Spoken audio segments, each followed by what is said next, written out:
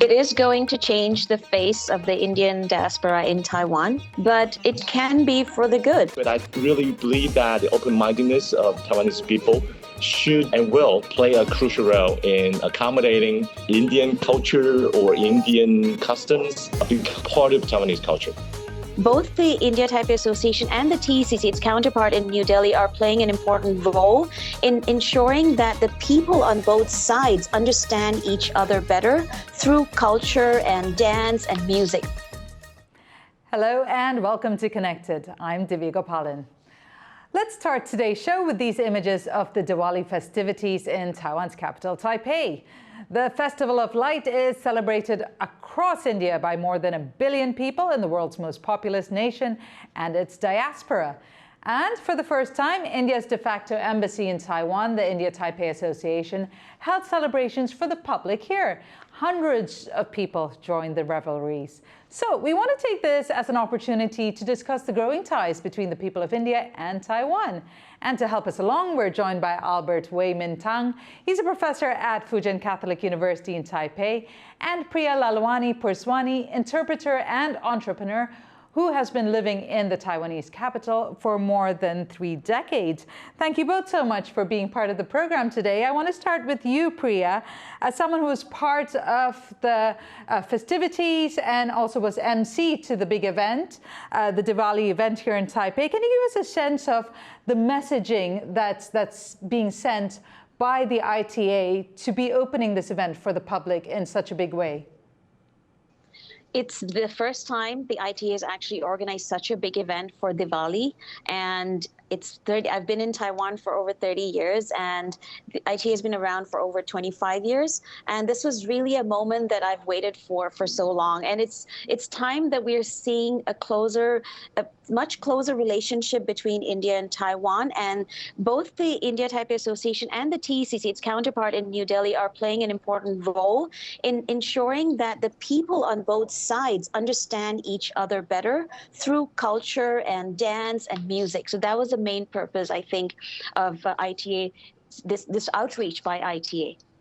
Right, and Albert, before we get into kind of some of the symbolism here and more of the messaging, you were there at the event, I believe. Give us a sense of what the atmosphere was like.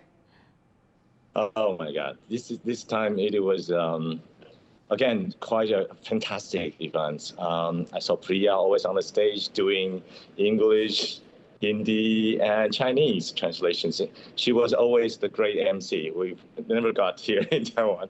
And also people there, you see dancers, from Taiwan, singers, and the last part, everybody dance and fireworks, plus fantastic Indian food. Can you tell us the significance of having an event like this? Like Priya was saying, it's the first time it's being done in such a big way and for the public. Right. If I make it round, Priya, correct. Okay. So a lot of events like this, Diwali, anyway, I mean, in Taipei, in Taichung, or in Kaohsiung area, as I remember. And also Diwali in quite a lot of different universities, right? There are some already taking places in Zhongli or Taichung, and there will be more to come in NTU and some other countries, and also at Fujian University last year, and events like this, all right, Diwali, and also like Bonga festivals every year. Also, Priya was here on my campus especially for a huge community of Tamil people. They were taking places here on Fujian Catholic University. And not to mention, we still have a lot of events like Kerala Christmas, all right, and also like we celebrate Tagore events in May, both here on the campus or somewhere else. So all in all, I think these cultural events do introduce more about Indian cultures to more Taiwanese, and also globally speaking, more about how Indian culture has been well received here in Taiwan. Right, as a person of Kerala descent, a Malayali myself, I'll be looking into that Kerala Christmas event this year. Priya, one of the, and I'm glad Albert brought it up, the idea of the campus. He talks about his campus, what his campus is doing. I want to kind of take it to another level and talk about the whole academic exchange that is happening also. Can you tell us about the increased number of students coming here to Taiwan from India?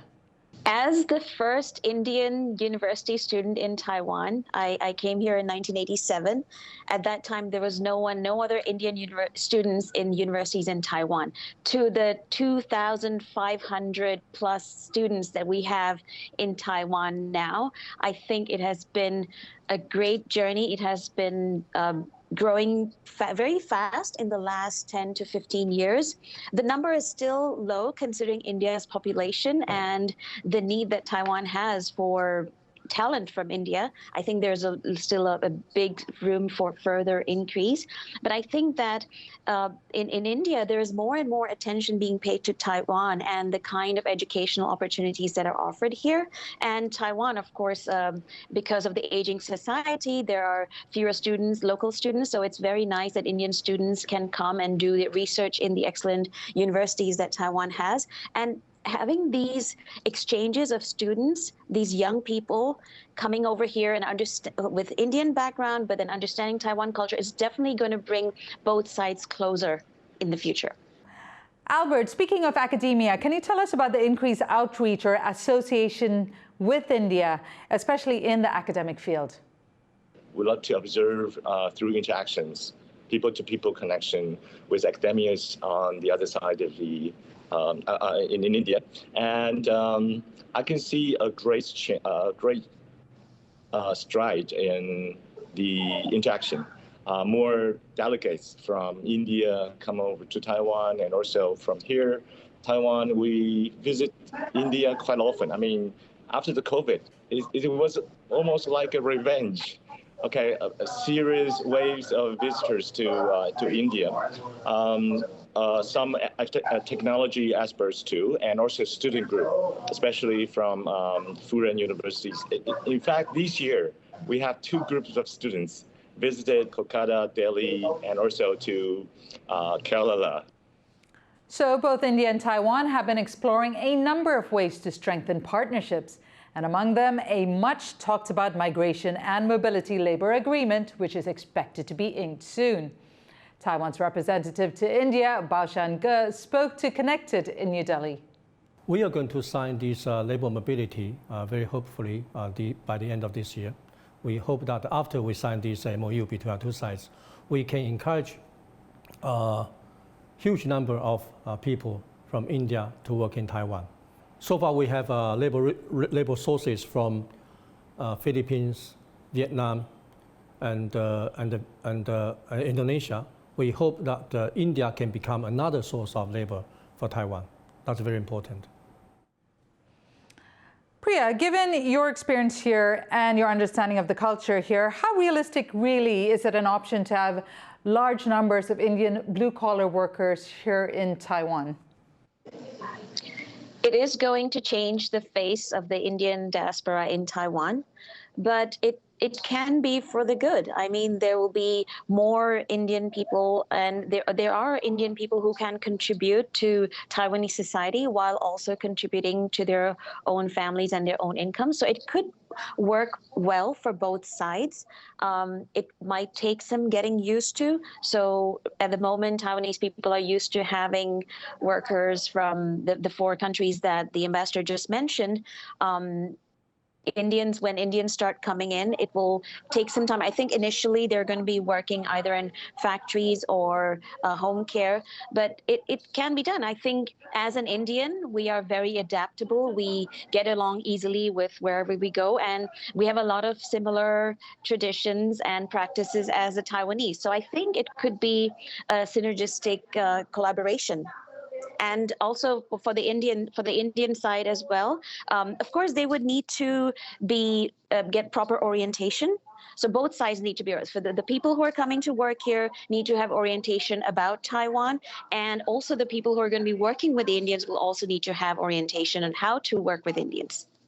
Right. On that point, Albert, a lot of the workers that are being brought here are also going to be servicing the elderly care sector. Now, given, and let's talk about especially the older generation in Taiwan, which could be more conservative. How do you think the Indian workers will be accepted, given that they are coming from a very different culture? Personally, I really welcome these opportunities that, well, as demonstrated already, Priya and other Indian friends here in Taiwan, they've already made part of Taiwan much greater than I expected, much more diverse in terms of culture, in terms of all kinds of communication. So I really think I want to extend welcoming gestures to more Indian friends. But your question is a little bit tricky, yes. Because I don't think the language is a problem now, first of all, because we got translators, right? We got a lot of apps, you know, the elderly people, other generation here, which this kind of scenario we've seen that they've been taken really good care of by a lot of Indonesian domestic helpers. But I really believe that the open-mindedness of Taiwanese people should and will play a crucial role in accommodating Indian culture or Indian customs becoming part of Taiwanese culture. Nikita Aditya, an assistant professor at University of Delhi, outlined some of the challenges that should be addressed before the labor migration agreement can become reality.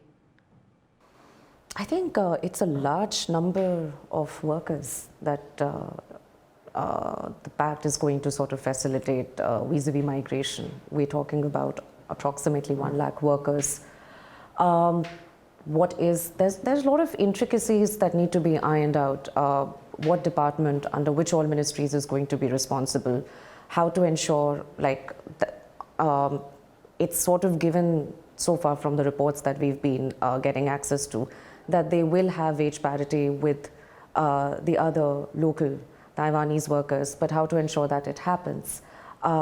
Also, assimilation, I believe,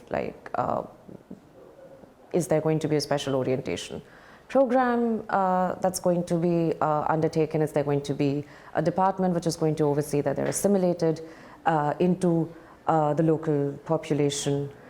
So I believe there's a lot of smaller details that are involved, because it's a big shift. I think it can be start of something new in terms of labor movements from India in large numbers to regions that so far it hadn't really reached out to from this perspective.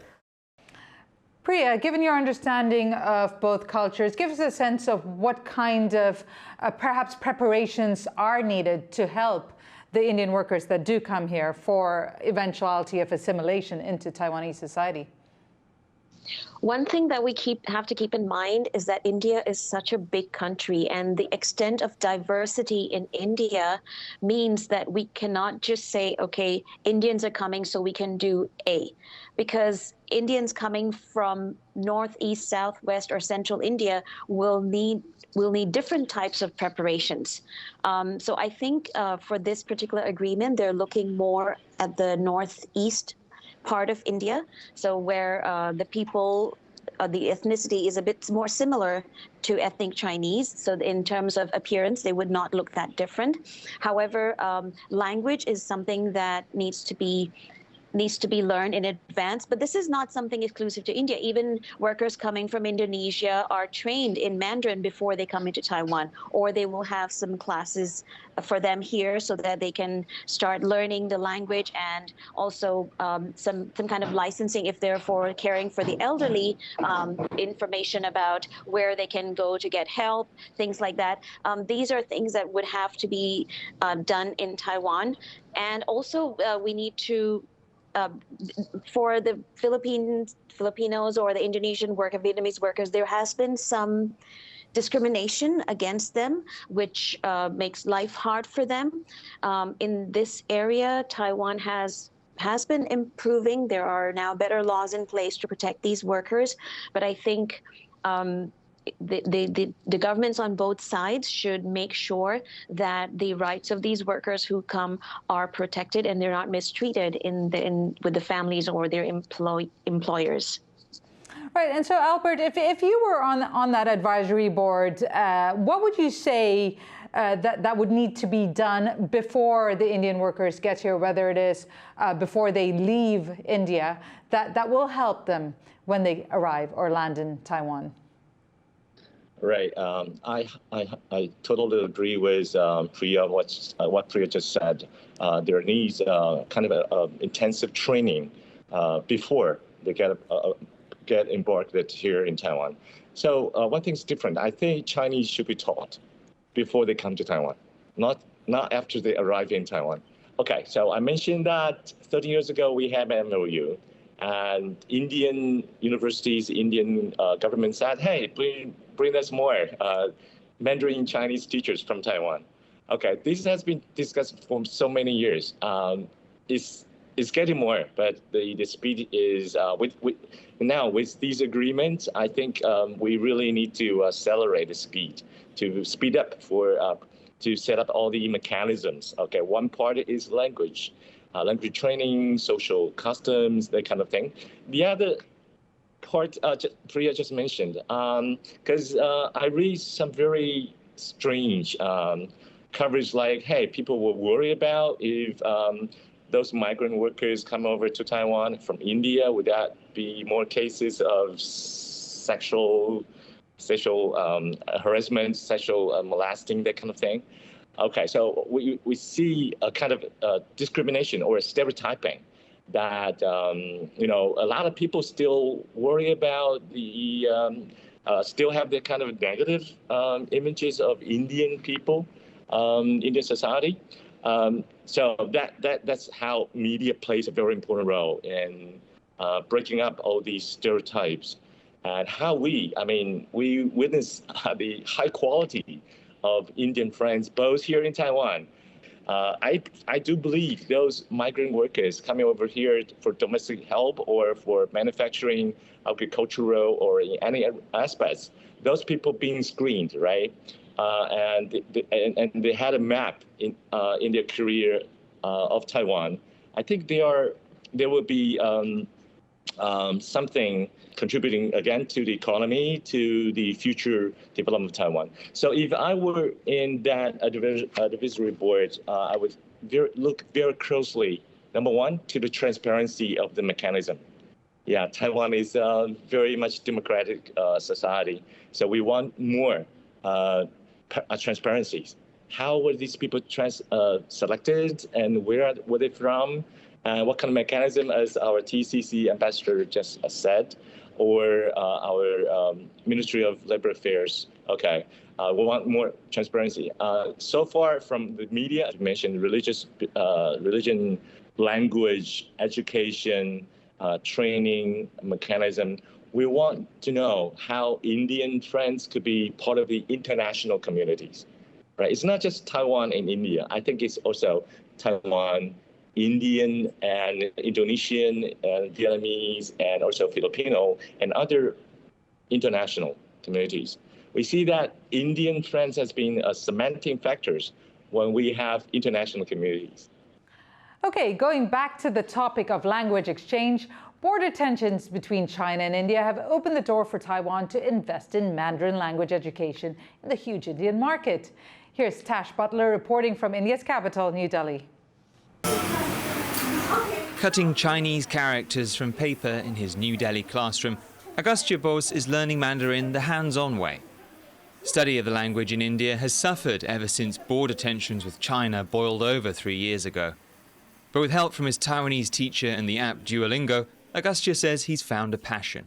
I picked up a little from Duolingo and I really enjoyed it, but then Duolingo crashed and I couldn't use it for some reason, so I decided to learn Chinese as third language. I enjoy it a lot. Agastya's school is at the centre of a countrywide transition. As Chinese companies and learning institutes have pulled out of India, Taiwan has moved in, offering teachers and resources to schools like this one. Facing diplomatic isolation because of China's claim over its territory, Taiwan is using soft power tactics like these to build ties with a global power. About 65 students at Bluebell's School International learn Mandarin either through textbook or hands-on activities. They're one of only 2 schools in New Delhi to be taught by a native Mandarin speaker from Taiwan.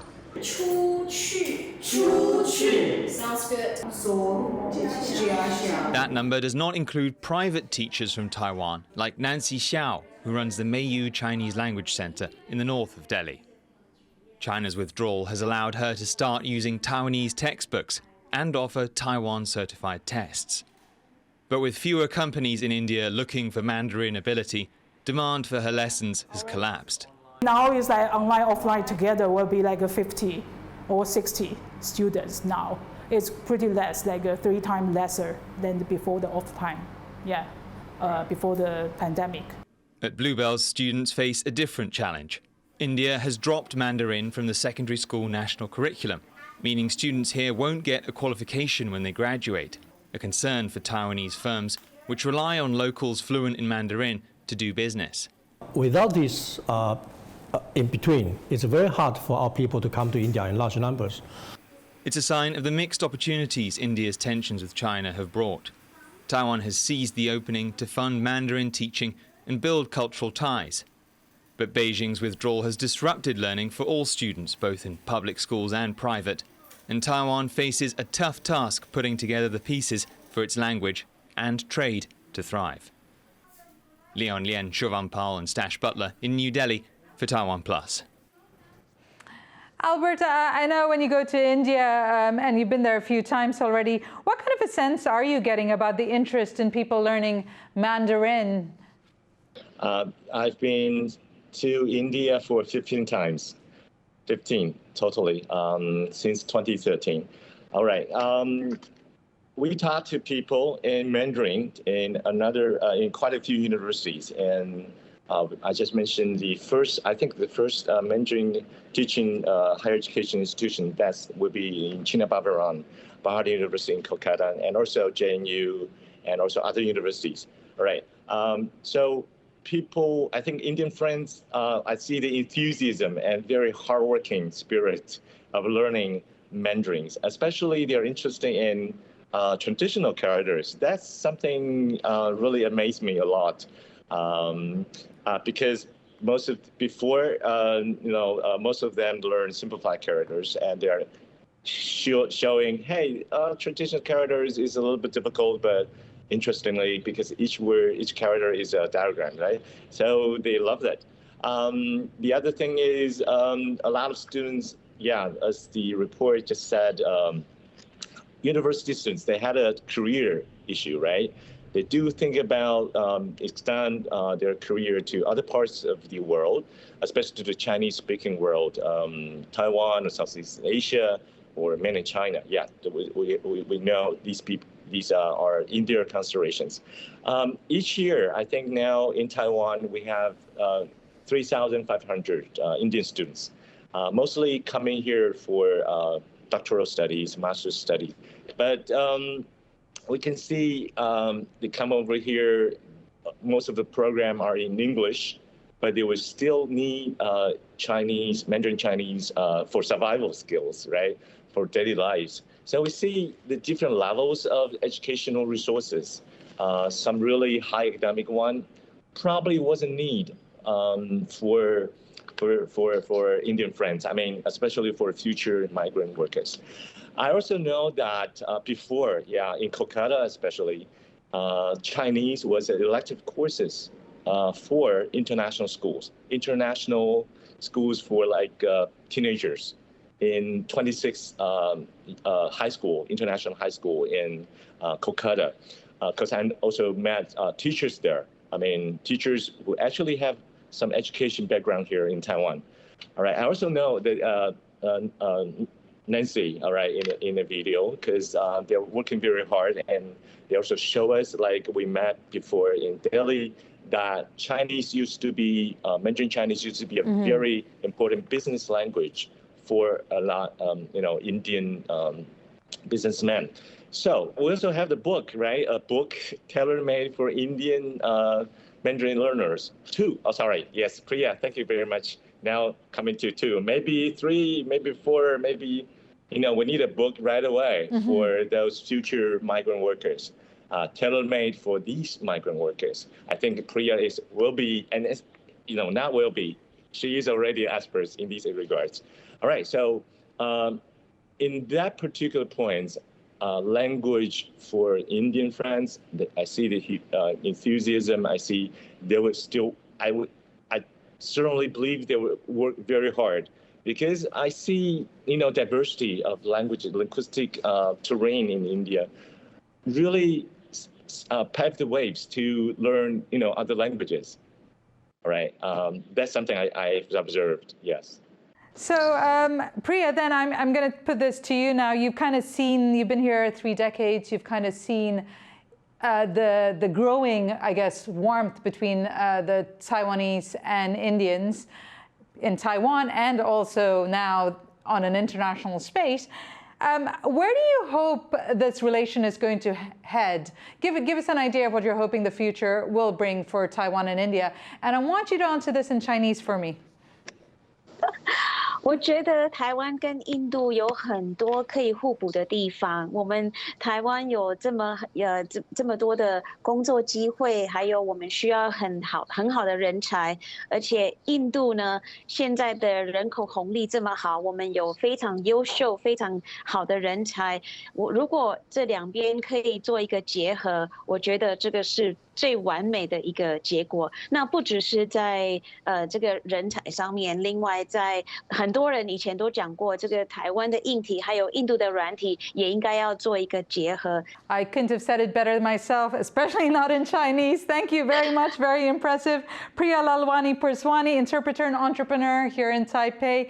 And of course, Albert Wei-min Tang, professor at Fujian Catholic University. Thank you both so much for being part of the program. And to our viewers, as always, it's been good to have your company. Stay informed, stay engaged, and stay connected.